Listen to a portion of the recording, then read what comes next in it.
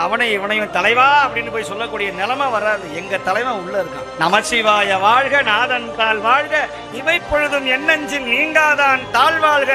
சிவனையும் முருகனையும் நம்பணும். இது முருகனுடைய யுகம். இந்த யுகம் நீங்க முருகனை சாதாரணமா இடப்பட முடியாது.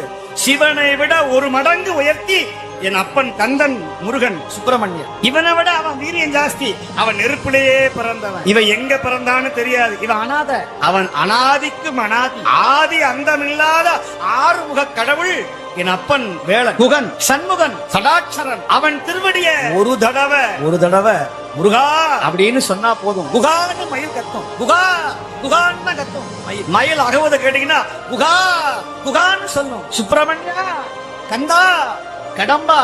கந்தனையே சொந்தமென எண்ணிவிட்டால் சந்ததமும் முந்தனருள் கூடி வருமே. நீ யார சொந்தம் நினைக்கணுமா?